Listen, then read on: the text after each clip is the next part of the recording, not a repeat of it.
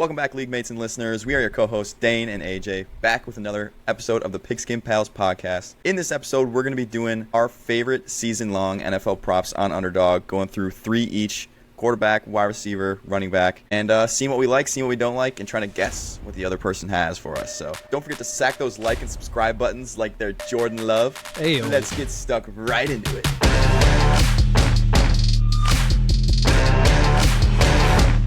All right, we got these lines from Underdog, and if you guys want to play Underdog also, look in the description below. You can use our link, referral link, and you can get a deposit bonus match with our link up to $250. So go maybe smack some money on these lines that we're talking about, and hopefully you can win some or do some fun best ball drafts over there too. But the first line that really stood out to me was this Patrick Mahomes passing yards line. I know exactly which way I would go, but I'm curious to hear which way you're leaning first. That's a good question. Do you have any idea what he was at last season? Do you have like any semblance of an idea of what he was? What he threw for last year? Yeah, yes. What he threw for. What did he throw for? In 16 games, he threw for 4,183 yards. 4,100. Okay, and he's gotten Marquise. This is tough. I could honestly see it going either way, but I mean, he only really gained weapons, so I'm gonna say that's higher. I'm gonna say it's a tough line to hit, I feel like, and he was at 4,100 through 16 last year. I'm gonna go higher, and I think he'll go higher too. Yeah, I'm smacking the higher on this, and reason is because he's only missed this line twice in his entire starting career. His first year, incredible, that 5,000 yard. Second year, he missed 2 or 3 games. He had 14 starts. I don't know if that was the 18-week long season yet, but he had 4,000 yards in that, so that would have went over. And then the following years, 4,700, 4,800, 5,200, and then this past year, 4,183. So just 2 times in his career that he hasn't gone over this line. And like you said, he's just gotten more weapons. And second year with Rice, probably won't be playing the whole time, but he's going to be there. And I thought I saw something where it's like they're not talking about any suspension or anything yet. So no, I am kind of leaning towards it's going to be a suspension the following year, kind of like the Zeke situation now. I see. Just because to wait to have the court play out, and then the NFL will figure out what they want to do with him afterwards. I can see that. So as long as Mahomes plays a majority of the games, like the whole season, and doesn't get hurt, I don't see why he wouldn't be throwing over this number. And I don't hate it. That's my reasoning. I think it's a good shout. I agree. I think it'll be close. I don't know. I don't think he'll smash this by any means, but I think it could be close. I think he'll do it. All right, next one. What do we get? This is mine, Mr. Will Levis. Yeah, spicy quarterbacks. All right. So I'll do it this way. I took one of the passing touchdown props. You just took passing touchdowns. They're the same line. Well, yeah, but there's I wanted to make sure because there's 2 of them. There's higher and lower. It just felt weird because yours was both right there, but because there's the 1.1 and the 0.9, they're in different spots. I just want to make sure you knew what was going on. So yeah, I took the touchdown line. Where'd I go with it? What do you think? Touchdown. I'm happy you went with the touchdown line. The passing yards line, I would not have been as confident. I would have gone under probably for that, lower. I don't really see it with Will Levis yet. I know they're going to be a high-powered passing offense is what they're supposed to be, but I'm going to go, 20 touchdowns? He's going to go 21. I'm going to go under. I don't really see it. He also is a pretty reckless quarterback too, where I could see him just getting injured too and not being able to hit this line. All right. I went the opposite way. I went higher. I think he's going to, I don't know if I would say smash, but the dude only played in 9 games last season, and he came in halfway through the season to a not very good situation. It was probably the worst, or one of the worst, if not the worst offensive line in the entire league. If you watched any of the games, he had negative time to do anything basically every time he dropped back. So it was not great. He was a rookie thrust into a bad situation, bad offensive line, only really DeAndre Hopkins as a weapon, full rushing offense basically with Derrick Henry. Wasn't a situation where you're going to throw a lot of touchdowns. But this year, I feel like it's basically completely changed. They drafted 2 offensive linemen. They signed 2 more offensive linemen. They really focused on the O-line this offseason. They added Tyler Boyd. They added Calvin Ridley. They still have D-Hop. And Derrick Henry's gone. And they're still going to run the ball, obviously. They got 2 good running backs, Tajay and Tony Pollard. And in 9 games, he threw 9 touchdowns. So basically, he threw a touchdown a game. I don't see a touchdown a game being what he does going forward with the way that this offense is going to change. All it would basically take is he throws a touchdown or two a game, 2 touchdowns a game, and he's there. That's all it takes, and I could totally see that being the case. I don't know. I feel like I'm like a Will Levis truther at this point.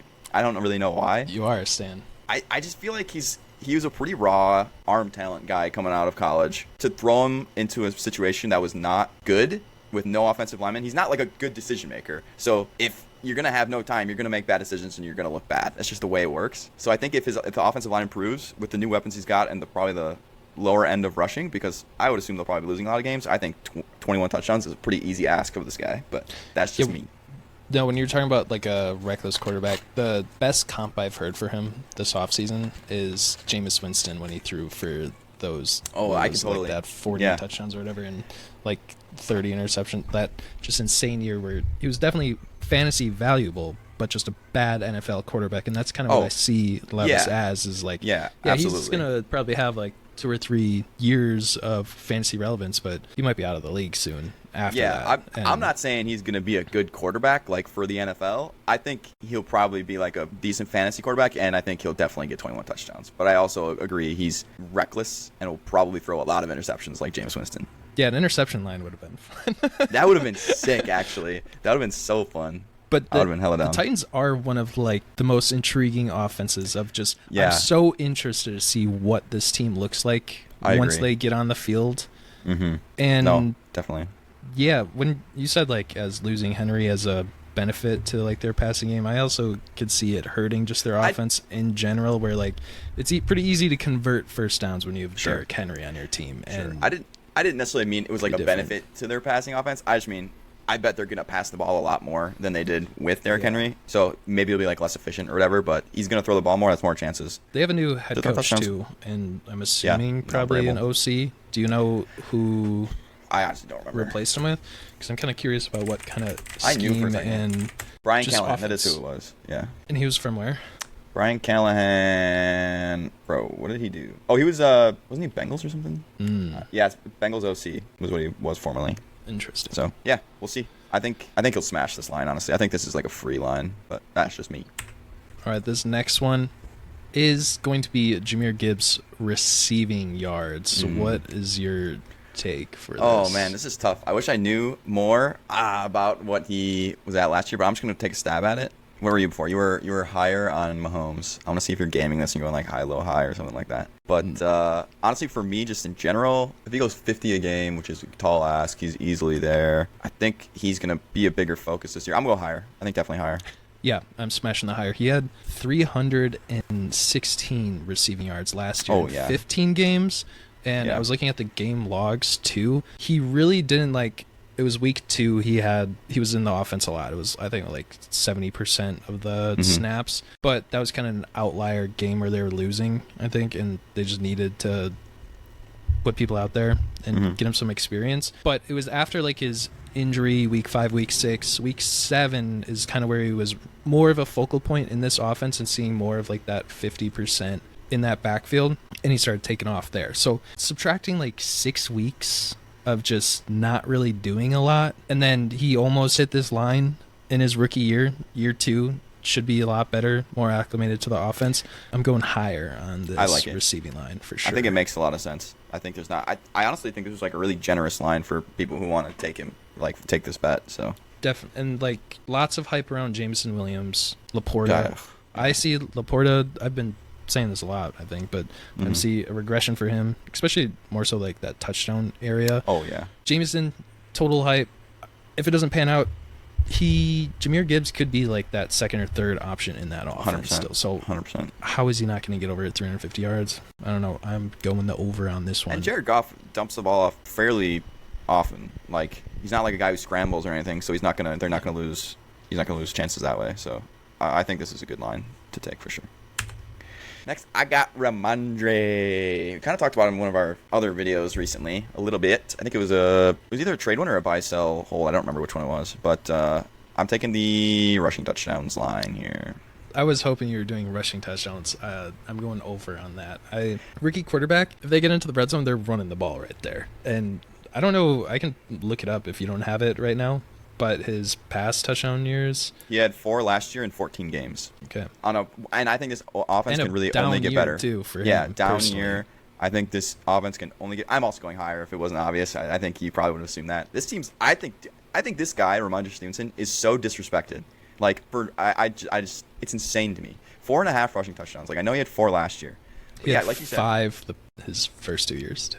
He had 5.4. Either way, what a line. He had more competition those first 2 years too. Though, to be fair. Jahmyr Harrison. And he has nothing now. He has Antonio Gibson, and I'm sorry, the touchdown line isn't going to get hurt by Gibson. I don't think. No. So yeah, he's going to be the guy in the red zone. Rookie quarterback. They're going to have to probably rookie quarterback. Maybe Jacoby Brissett. But even with Jacoby Brissett, it's not like that guy's going to take over games and throw the ball 80 times. They're going to need to run the ball. No, that'd be nice if they use Brissett in the beginning of the year, like first 4 games, and they're actually like a competent, pretty good offense where they're in the red zone pretty frequently. Yeah. And then Stevenson smashes early on in this. I can totally see that. I can totally see that. Yeah, I just think he's going to have every opportunity. He's got no competition. He'll be the red zone guy. They're going to need to rely on him a little bit with either Brissett or Drake May. It just feels like a really simple line to take here. Especially, I get it. 5 touchdowns, 4 touchdowns. It's like literally the perfect line. But to me, it just seems crazy. I don't know. He missed 4 games, missed 3 games, 1 bye week, obviously. It just feels like a smash to me. I don't know. Seems like you agree. Yeah, definitely agree. Moving on to the next one, I got my guy Chris Godwin. This one, I am not sure where you're going to go with. I'm going with the receiving yards line. That's what I thought you would do too. You've talked about in recent podcasts about how you think they're going to regress without Canales, and Baker's going to have a worse year. I think we talked about maybe Mike Evans having a worse year. Godwin's moving back into the slot. Yeah, because you're like a Godwin guy. You like Chris Godwin, so it's like hard for me to say that you're going to go lower because you like Godwin, but you don't like the Bucs offense. It's weird. If it's me, I would probably say, this is a tough line. I'm going to say you're going lower. Well, what would you do? Don't guess what I'm doing. I would go higher, I think. Okay, I would. I think the Bucs offense is still going to be good. I'm going higher and easily higher because this 850-yard line, 150 yards less than what he has hit the past 6 years. Mm-hmm. He's had since 2019 1,300 yards, 840 when he played only 12 games. 1,100, 1,000, 1,000. Yeah, I think this has to be accounting for what you're kind of talking about with the Canales leaving and the doubt around that. Is my guess is why the line is so low. Yeah, well, I don't know. Who else are they going to be? They're going to be putting the balls in Jalen McMillan and Trey Palmer's hands. They could. You never know. Kate Otten. I still see him being a pretty important piece to this offense. I agree. So I'm definitely going with the over on these receiving yards. It's just crazy that he basically hits 1,000 every single year. He is like that prototypical. He's like Mike 1,000-yard receiver, but might not get a ton of touchdowns and probably going to get a lot of catch, like the slot wide receiver. Yeah. But just how far off the line is, I'm going over on these receiving yards. I could see this going either way, honestly, because there really is that question mark with how this offense is going to operate this year. Because Baker's entire career has kind of been a very hot and cold player. Really good here, not very good here. So maybe he cools off, but I don't think he will. So I would agree. I think I'd go higher too. And I believe our last just Trask as the backup quarterback, or did they add a vet? I think it's just Trask. That's a sick pickup if he got dropped. Yikes! All right. Hopefully Baker stays healthy. Last one. I've got the receiving yards for Marvin Harrison Jr. I would go over on this for sure because he's being drafted right now where he has to put up 1,300, 400 receiving yards. Yeah. And no, my main reasoning for this is Kyler Murray absolutely feeds his alpha wide receiver. That's just what he does. And also when Kyler Murray plays, he's productive. The offense does well when Kyler Murray is there. And when he had D-Hop, he fed D-Hop. When he had Marquise Brown, he tried feeding Marquise Brown, but Hollywood kind of isn't very good. So it's when Kyler's got that number one guy, he just locks onto him. I feel like that kind of was shown last year too with Trey McBride towards the end of the year. Trey McBride was just getting peppered with targets. And I think while he may take some of Marv's targets going into the year or starting the year, I think Marv will end up being that alpha guy later and absolutely passing this receiving yard mark. That's just the way Kyler works. He hits his alpha, he knows who he likes, and he doesn't stop throwing him the ball. Yeah. I think we agreed on every single one besides the Levis one. Will, right? yeah. So they all seem like smashes. Maybe not that one, but... That was us going through our NFL season-long props on Underdog. Let us know if you agree or disagree with our takes here.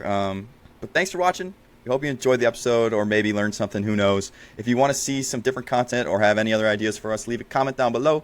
Otherwise, we appreciate you sticking around to the end, and you can support the channel even more by sacking those like and subscribe buttons. And don't forget, if you want to go through and maybe make some of the bets that we made today, check out Underdog Fantasy using the code, what is the code? Hardboiled bread.